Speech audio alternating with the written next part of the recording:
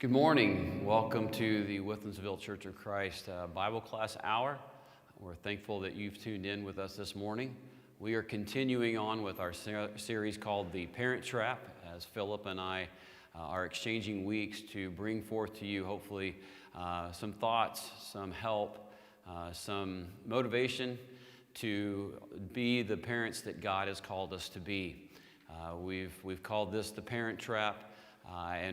We're shifting gears a little bit today. We've been talking about values, beliefs, the things that we can do to instill faith in our children, in our homes, as we try to influence their lives, not only for the immediacy of now and the things that they're doing, but as we try to grow them into the adults or be a part of that process as they grow into adults and become what God wants them to be. We're going to shift gears today. I'm going to need help with the microphone. Next slide.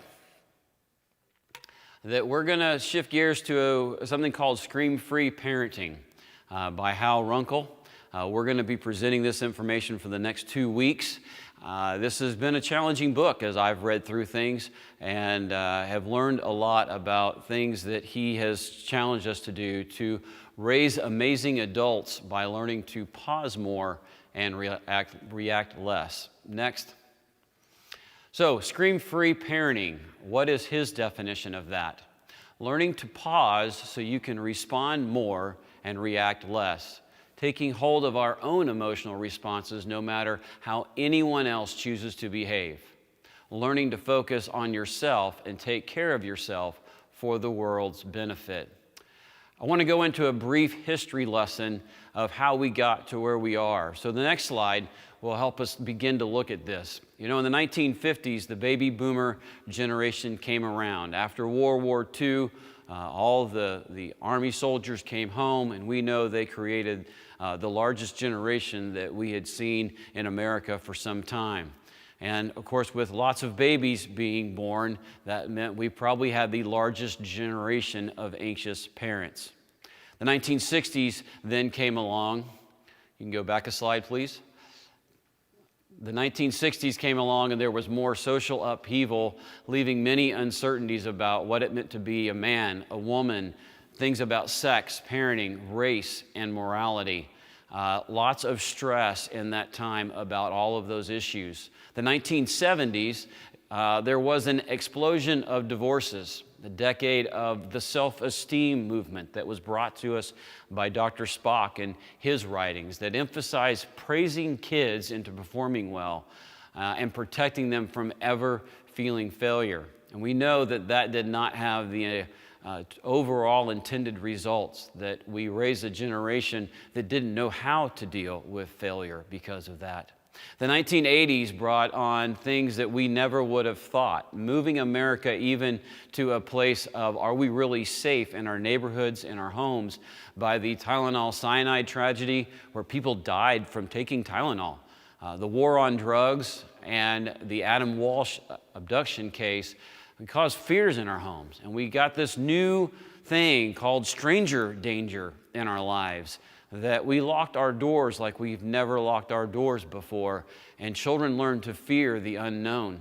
Again, anxiety causing issues. 1990s, there was the advent of the 24-hour news cycle, made us always aware of all of the possible dangers in life, again, increasing our anxiety. The 2000s began with 9/11 and the explosion of the internet has amplified the past decades of anxieties by connecting us with the entire world of potential harm to our children, as well as many conflicting strategies about parenting.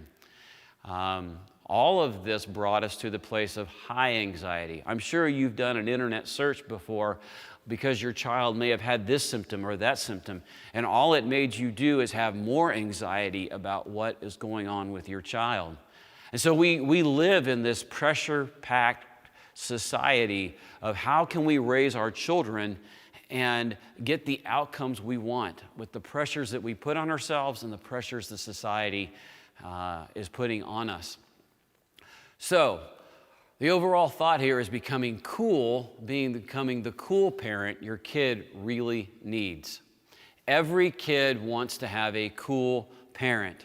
And in that, I am not talking, of course, about people who are awesome or the greatest parents ever, or the parents everybody likes, but those parents who truly have the ability to keep their cool even when things get hot. Especially when things get hot. When tempers are flaring, when there's a lot of disobedience, when we're stressed in our own minds for all of the things we tend to be stressed about, how do we keep our cool, our calm? And we learn through more and more research. This is actually the 10th anniversary of this book. This gentleman's been helping families with this for quite some time. The research is clear. This is what our children need from us. That the more out of control they are, the more under control they need us to be. So, when was the last time you heard parents should focus less on their kids and more on themselves? Well, if all we do is center around our children and let them become the center of the universe, which we've talked about, that's not what they are, the more that they get this over-identified sense of who they are and their importance in our lives and what this world should do for them as they go forward. And unfortunately, we've raised too many people that expect life is just going to hand them what they want on a platter, because that's almost what they got in their families. So we got this idea of the helicopter parent.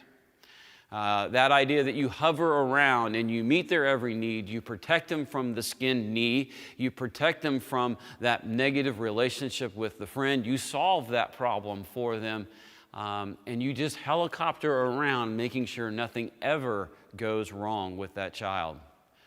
Well, what I want to say to it is stop it. You need to focus more on yourself and less on them.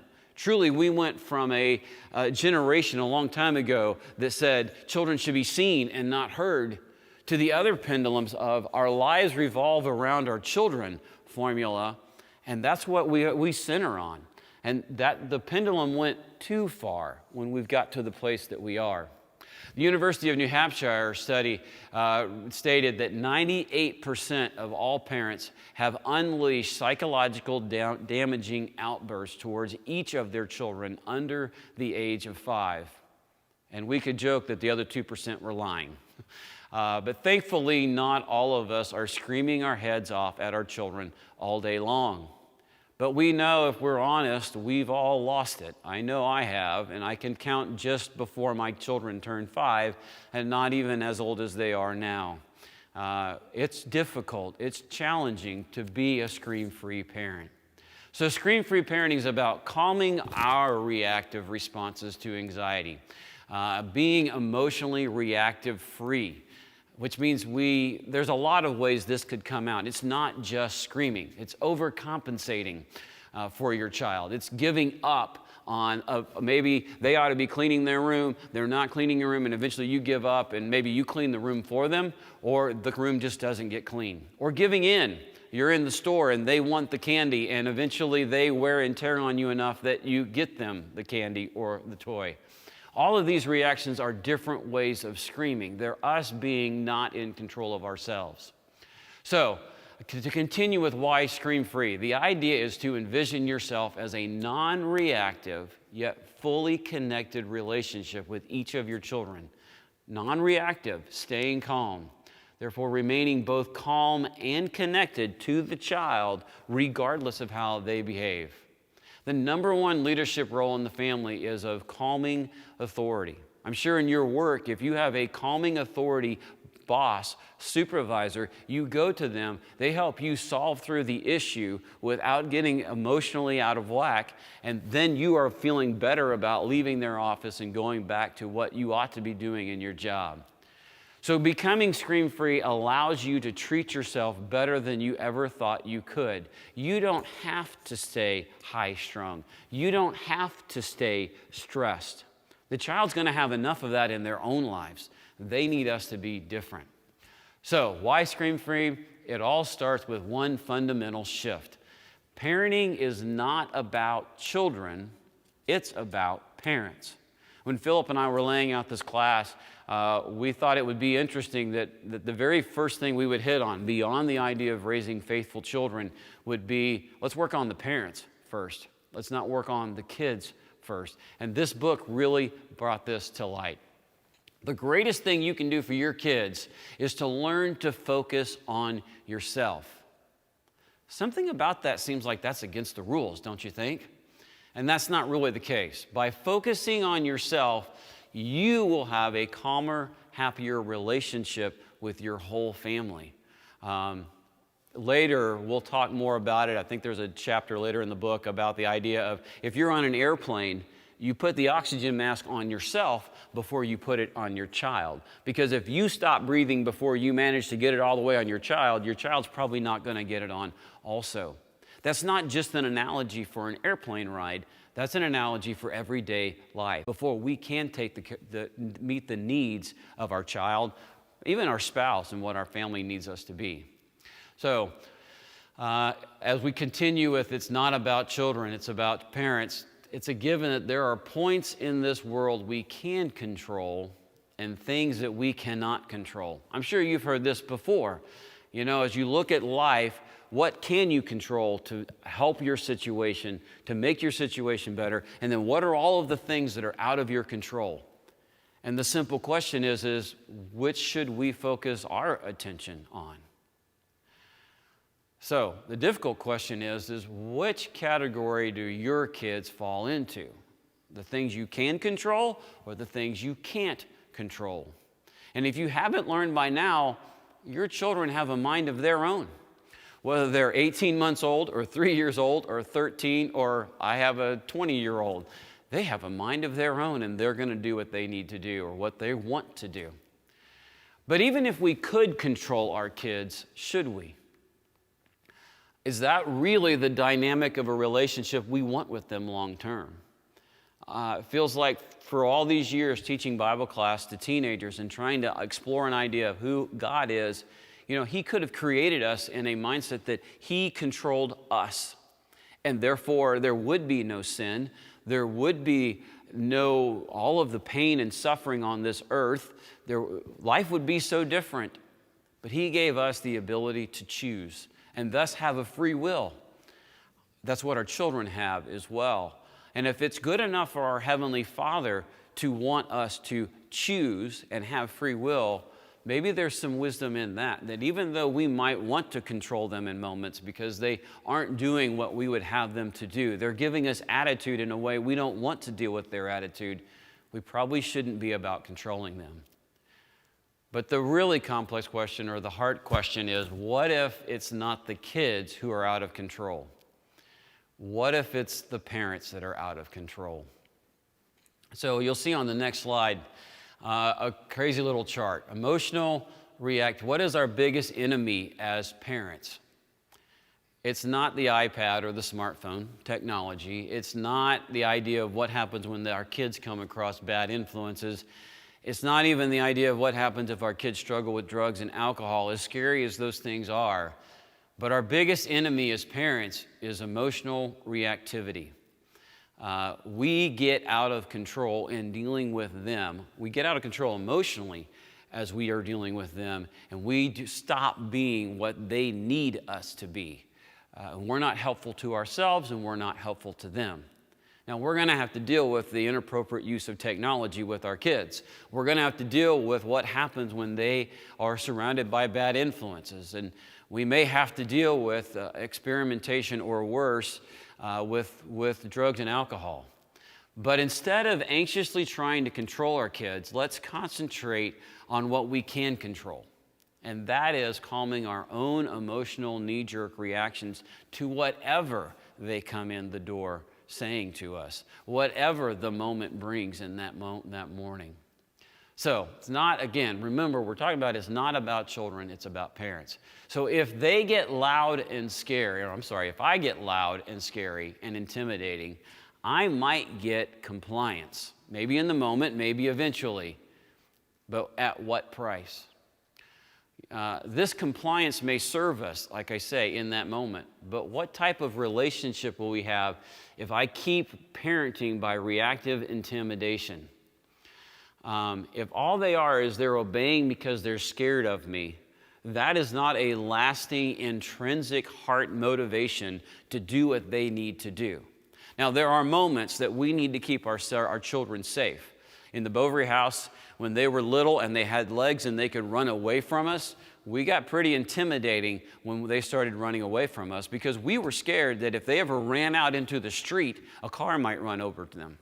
And we didn't ever want to deal with that. We couldn't deal with that as parents. And so we got pretty intimidating when they started running away. And I could go into more of how we went that, but we got to the point that our kids would after a few steps, they would come back around and not run too far away from us because it was about safety. But in the big scheme of things, when we're not talking about purely safety issues, we need to realize that relationships change people, not rules. Not an intimidating parent.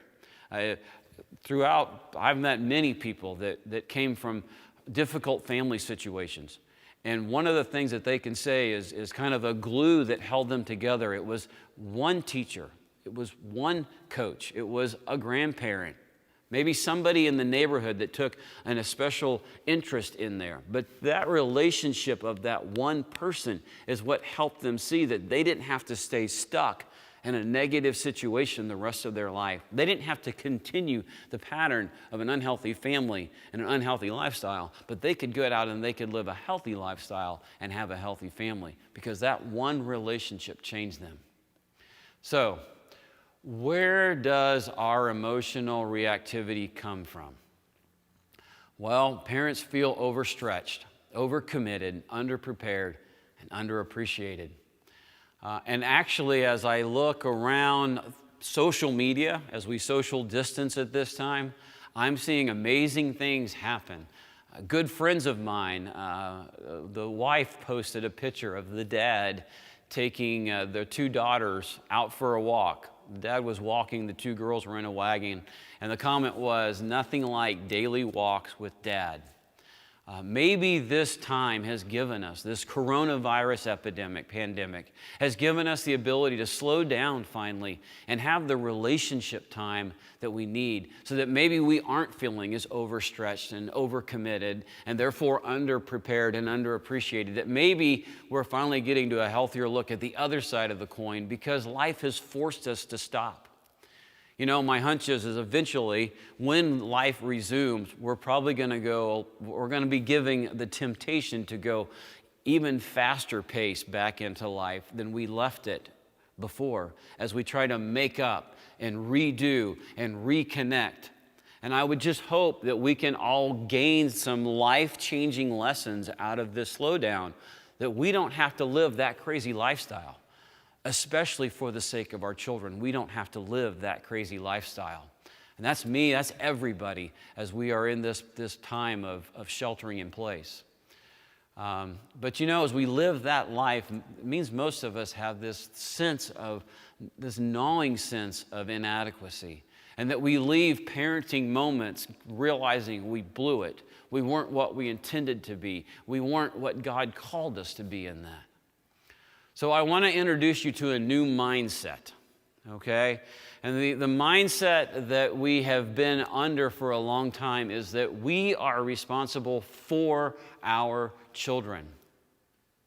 What, you may say? Of course we are responsible for our children. But there's a different mindset I want to bring to you. And so the most damaging lie about parenting is just that we are having to be there for them.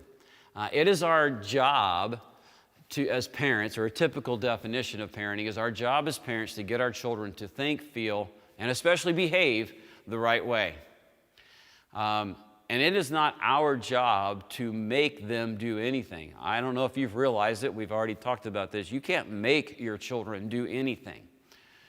But we have a far greater responsibility to our children than we have for our children.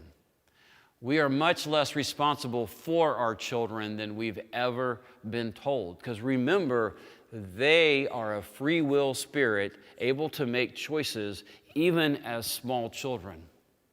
So we need this paradigm shift that we aren't responsible for our children, we are responsible to our children. And I think this is a freeing mindset to help us get out of that crazy, anxious, stressful parenting role, lifestyle, and much more into the calming, responsive parent that our children need us to be. So, how long did it take for you to realize that your children have a mind of their own? We've already kind of discussed this. They choose to yell and scream in the grocery store, and you wouldn't choose to yell and scream in the grocery store. They choose to not do their homework. I think America is struggling with homeschooling on a whole nother level right now. And you can see that we are thankful for teachers who daily teach our children because they don't always want to learn. They don't always want to do that work. And we're blessed in America by many teachers who give every day to our kids. And if you've seen their responses, they're missing them. So thank you, teachers. Just in this moment, we truly want to say that. They choose to break curfew and disrespect rules. You can see clearly they have a mind of their own. So if you are responsible for your children, then you have to figure out how to program them to make right choices. If you are responsible for their behavior, their choices, their instincts, their decisions, you have to figure out how to program them. That may work in the world of computers, but I struggle to figure out that we could truly program our kids. Now, there are some brainwashing techniques and things out there that maybe that can happen, but when those things are overly used, we get highly dysfunctional adults in the long run because they were over-controlled. So, doesn't this sound somewhat like obedience training? We've all heard of classical conditioning, maybe. That's what you do with behavior in dogs. Pavlov had his dog study that if you ever take any level of psychology in college, you're going to learn of Pavlov's dog. But my question is, do we really want the animal trainers of this world to be the greatest influence we have in our parenting? The mind of a dog is a little more simple than the mind of your 2-year-old, much less your 17-year-old. There are some things to learn from classical conditioning and behavior. Unfortunately, that does not need to be our leading edge and highest priority in parenting. We need to go to a whole different realm, as we're not dealing with an animal in our children, we're dealing with them as human beings. So treating children like your pet leaves them feeling small and incompetent. I can remember a relationship that I had with one young man, and for some reason he was shorter in stature, and I found myself a lot patting him on the head, and I came to realize real quickly he hated when people patted him on the head, probably because it made him feel like he was an animal and being petted like an animal. The catch-22 of the responsible for mindset is that we either program our children correctly or we have failed. And this gets back to that computer analogy. For those of you that remember the year 2000 and the dot-com bust, everybody jumped in with a computer answer to this new thing we called the internet. And there were dot-com startups all over the place. And what happened was if you invested your money into those that really didn't have the right answer failed, and we lost all our money. But those few of you that figured out Google was going to last, well, until the recent stock market crash, you felt pretty good about that choice because Google figured out how to do it right and last, while everybody else figured out how to do it wrong and failed. And in our parenting, we don't need this cataclysmic, if we're right, we're great, and if we're wrong, we're horrible. There's got to be some middle ground there. Thus, children either conform when they only don't have a third option or a middle ground. They either conform and lose their individuality. They're the good child. They're the ones we don't worry about. Or they rebel against the system because they're cornered into just one of two choices: go with it or fail. And we know of kids that are the rebels and struggle with that. We know of kids that are the good children and they stay that way. The problem is that doesn't necessarily last, especially on the good child side of things. If you were to read this book, and I do encourage you to think about spending the money to go out and find Scream-Free Parenting and read it. He tells a very great story of a 4.5-year-old that did great with the morning routine, where mom had a good job, single parent. He gets up and he goes to daycare every day. But all of a sudden, at 4.5 years old, something clicks, something changes, and now it's like World War III every morning to get that out. The good child just became the rebel. And to encourage you to buy the book and read it, I'm not going to tell you how that story works out. You can pick it up and you can do that. That's the story at the end of the section we're talking about today. But we need another way. It's called Scream-Free Parenting. The only way to retain a position of influence over our children is to regain a position of control over ourselves. You need to be in control of things you can control, and that starts and may end with you. It's not your children that you're in control of, it's you. So, there's a better way. And I want you to repeat after me. You're in your living rooms, and this is only so weird as you make it in your own living room. So I want you to say this out loud. I don't care if your children are in the room or not. All right, read it with me. I am not responsible for my child and the choices she makes. I am responsible to my child for how I behave regardless of her choices. I'll do that again. I am not responsible for my child and the choices he makes. I am responsible to my child for how I behave regardless of his choices. You see, really, there's two options. Option one is the parent who asks, how do I get this boy to calm down and behave? And then remembers that in the past it took either the promise of candy or the threat of spanking to do the trick, and then they choose one of those. And that doesn't always work out. Option two, the parent asks, how do I teach my child to manage his own emotions? And then decides to pause, observe the child, and then gets calmly curious about what happens if they don't react at all. They no longer need their son or their daughter to calm them both down. They're already calm. And it's amazing the power of not responding, or at least delaying the response as the parent, that creates a totally different psychology to how this is going to go down the rest of the way as soon as the child realizes they're out of control. And by pausing, you're helping them to realize they're the one that's out of control and that you are not. One of these parents feels deeply responsible for her son and his behavior. The other feels deeply responsible to her son for her own behavior. Again, one parent feels powerless to influence until she uses force. The other is beginning to realize the amazing influence of her own powerful, calming presence. Our kids need us to be calm. And so the next slide that you're going to see is some growth questions. I'm not going to read these to you. We may email them out later, but this slide, and there's going to be another one of these slides towards the end of our time today that focuses on a time for you to answer some questions about how you're parenting. Are you ready to be scream-free? Are you ready to go down this road to stop your own emotional reactivity to your child and show them how you can be the calm adult in the situation, which will help them regain control of their feelings? So I'm not going to read these questions to you. I guess I would really challenge you to spend some time working through these. If you're a single parent, maybe you could FaceTime with another single parent and work through these questions together and have an opportunity to share with each other. So this kind of wraps up this first section of what we're talking about. And so now we're going to move on. If you're not under control, then you cannot be in charge. What if that was the rule of parenting and you knew you lost the ability to be in charge the moment that you lost control?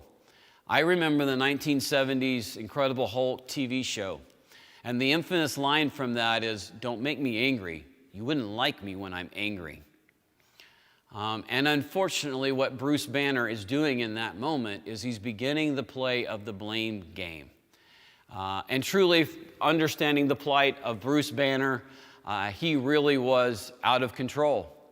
And that's why he chose to live this nomad lifestyle, because he could no longer trust himself. And he really wasn't blaming the people around him, but he knew how his life has changed through that incredible accident that gave him this curse of the anger that happened there. That's a made-up story. That's fiction. But this blame game's been going on a long time.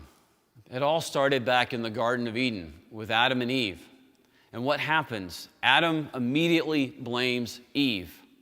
Yes, ladies, this is the problem, was Adam did not handle things right, and Eve had her role in it, but ultimately we've got to center this on Adam to a great extent. And even after he blames Eve, he goes on to blame God for making Eve. The woman you gave me led me into this. Of course, he then goes on to blame the serpent. No wonder they had a child that would kill another in a jealous, reactive rage. That this fall in the garden began it all, that we would become way too much reactive in our sinful nature. And we immediately lost that ability to stay calm. Can you imagine the anxiety they felt as God came walking through the garden and they had ate the fruit? And they had to have a confrontation with God. The sad thing is that we know the story of human history from the biblical perspective is anxiety has only remained since that day. And it's truly an anxiety between us and God more than it's an anxiety about anything else. But God has always given us choice. Your emotional responses are truly up to you.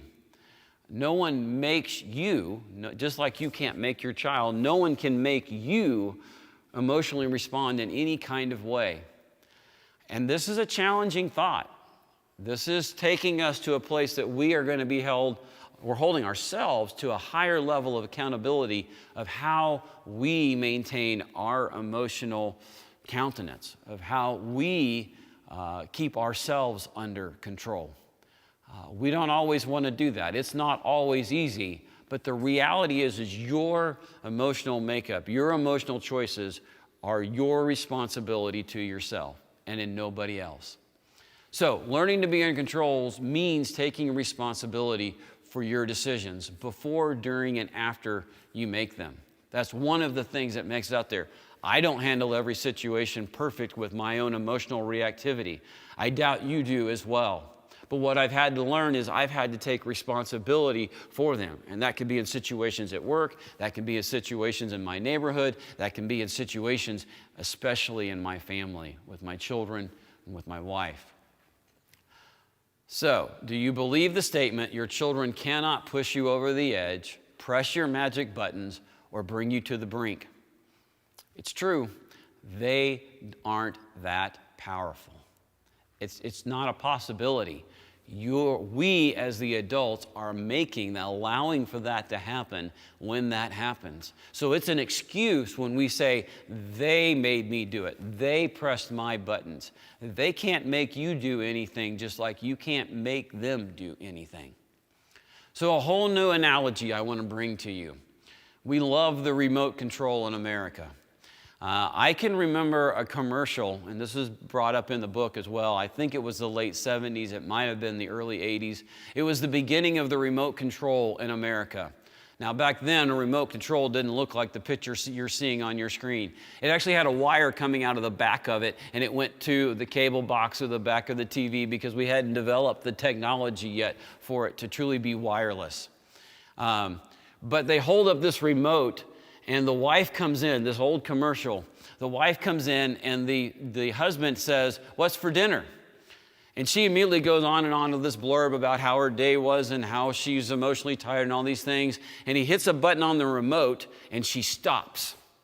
And he says, "What's for dinner?" And she goes off in this other blurb of whatever, and he hits the remote again, and stop. And she stops. And then he says, what's for dinner? And she says something like meatloaf or something. I don't remember. And then later in the commercial, he's got his golf clubs on his back. He's heading out the back door to go play golfing. And she grabs the remote and hits stop. And he finally says, I think I'll mow the yard instead of going golfing today. We've always laughed the thought about what if you could have a remote control that would cause the others to behave differently, that you would be in control of them. The problem is if you live by the remote, you die by the remote. Wouldn't it be wonderful if you could just push that button? I will kind of read these to you, but you start with just to hit mute. And I'm sure you can imagine a time that you're talking with someone, if you could just hit mute, that would make your day go so much better. Or what about just pause? Go to bed without arguing. Bam. Do your homework. And they do. Fast forward, thinking that decision out. Take no for an answer. Become a well-adjusted, self-directed adult. And if you manage that, then you would hit eject and life would go on. When it comes to relationships, you can only hold one remote at a time. You can't hold yours and theirs simultaneously. So you grab someone else's, you automatically give them access to your own remote. So what happens after you tell your daughter to pick up after herself and she says no? If truly that is about that remote control, okay, you've given her access to that. And you think you're just going to say, go pick up after yourself. She says no, and now we're in a power struggle. All she has to do is exert her own choices to not obey, and everything changes. So this remote control game really doesn't work. So what does it really mean to be in charge? To truly be in charge means having the power to create lasting and continued growth, not just exerting power and demanding obedience. A long time ago, I worked for a place called the Children's Home of Lubbock, and there were 2 cottages that had the same exact kind of mindset of programming, while the other 9 cottages did a totally different model.